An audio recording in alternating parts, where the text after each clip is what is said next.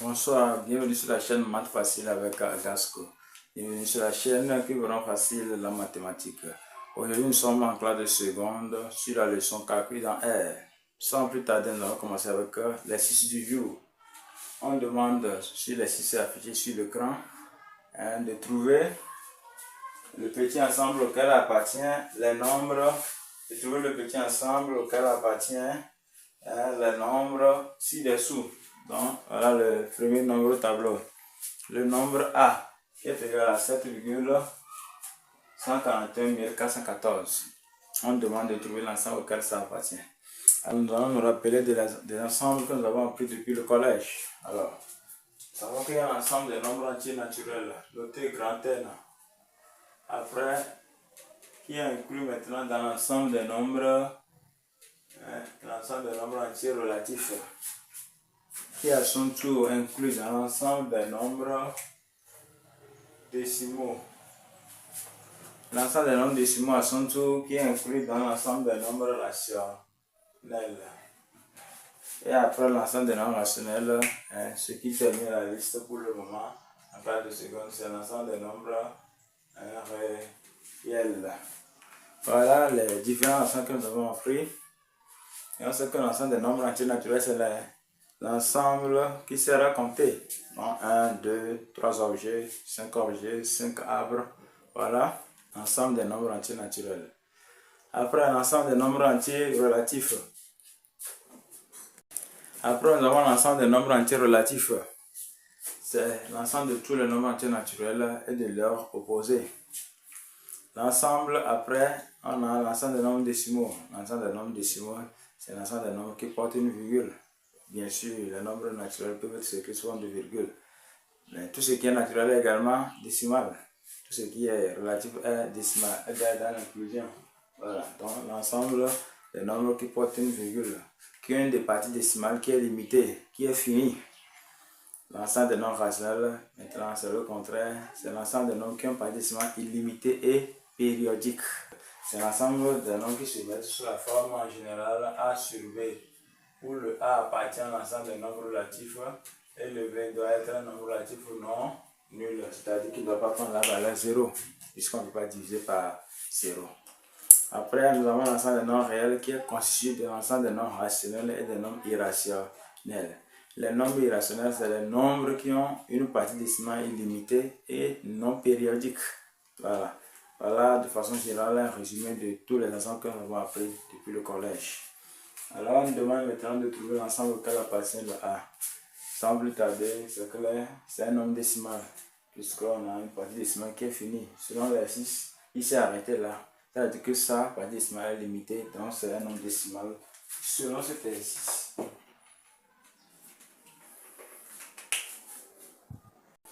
Nous allons évoluer avec la question petit b où on nous demande de trouver le petit ensemble auquel appartient 11 sur 3.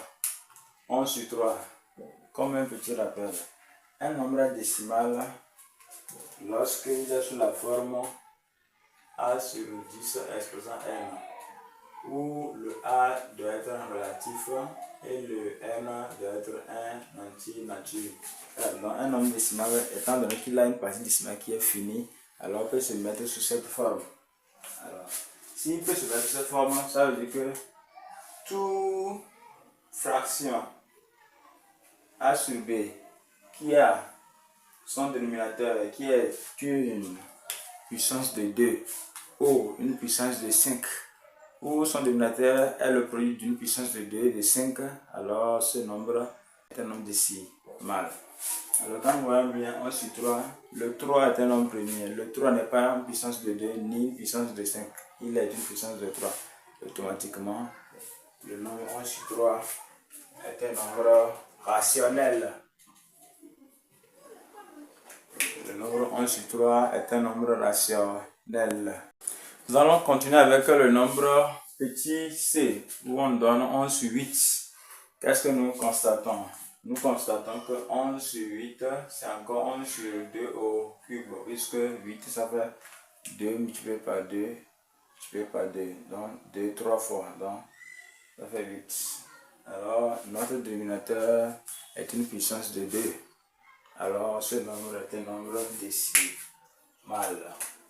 Est un nombre décimal. Nous allons continuer avec notre question petit d, où on donne la racine carrée de 121. De trouver le petit ensemble auquel appartient le nombre racine carrée de 121.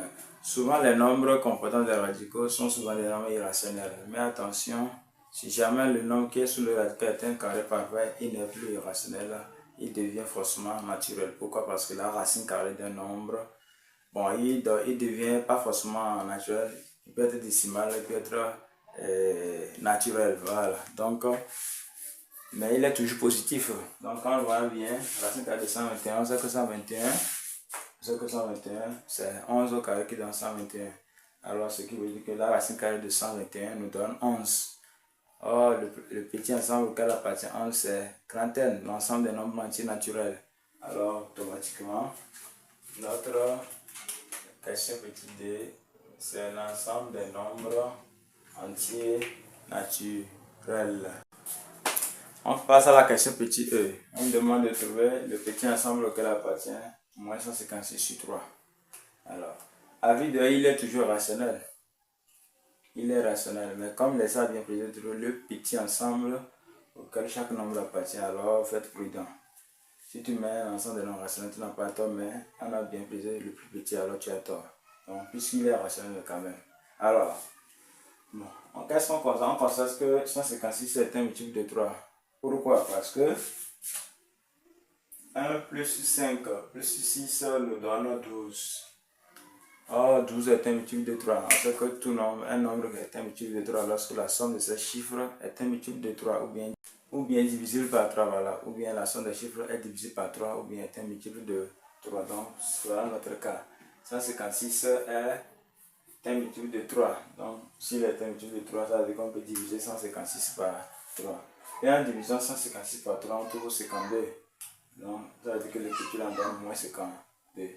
Alors, ça en donne moins 52, ce qui veut dire que c'est un nombre entier relatif. Donc, il appartient à l'ensemble des nombres entiers relatifs. Voilà. Nous continuons avec le nombre f qui est égal à 21 sur 180. On demande de trouver le petit ensemble auquel appartient le nombre 21 sur 180. Avec la quadrature, on peut toujours trouver pour voir est-ce que la partie décimale est limitée ou bien illimitée. Illimitée et périodique ou bien non périodique. Mais des fois c'est compliqué. Mieux c'est d'aller avec les calculs. Donc 21 sur 180, nous allons utiliser la méthode par calcul pour voir. Donc, on sait que 21 c'est un multiple de 3. Et 180 c'est un multiple de 3. Alors on peut diviser les deux nombres là. La fraction là par 3, 3. En divisant par 3, 3, nous trouvons 7 sur 60. Et nous remarquons que 60 là-bas, nous remarquons que 60 ici c'est 1. Après décomposition, c'est que 60 c'est égal à 2 fois 30. On sait que 30 c'est 2 fois 2 fois 15. 15 c'est 3 fois 5. Finalement, notre décomposition donne 2 au carré fois 3 fois 5. Voilà. Nous remarquons que le dénominateur de ce nombre est le produit d'une puissance de 2, d'une puissance de 3 et d'une puissance de 5. Donc c'est le 3 là qui gâte l'affaire automatiquement. Ce nom n'est pas décimal, il est rationnel. Donc il appartient à l'ensemble des nombres Q. Nous allons trouver maintenant l'ensemble auquel appartient le nombre 3,149. À vue d'œil, quand on le voit bien, c'est un nombre décimal qui a une partie décimale qui est finie, qui est limitée selon les 6. Alors, sans plus tarder, nous mettons l'ensemble des nombres décimaux. Donc, c'est l'ensemble des nombres décimaux. Nous allons continuer avec la question petit h où on donne 1,3452. Nous remarquons dans l'exercice qu'on a souligné 52. Le fait de souligner 52 ils sont en train de nous dire que 52 est une période, c'est-à-dire que 52 se répète. Donc c'est une partie, c'est un nombre qui est une partie décimale périodique et illimitée. Alors un nombre décimal ou bien une fraction, après calcul qui donne un nombre décimal ayant une partie décimale périodique, c'est-à-dire se répète et illimité, alors il est rationnel. Donc notre nombre H est un nombre rationnel. Nous voici ici à la fin de notre séance. On a cette chaîne et de cocher la cloche de notification pour ne jamais manquer aucune vidéo quand elle sera mise en ligne. Au revoir.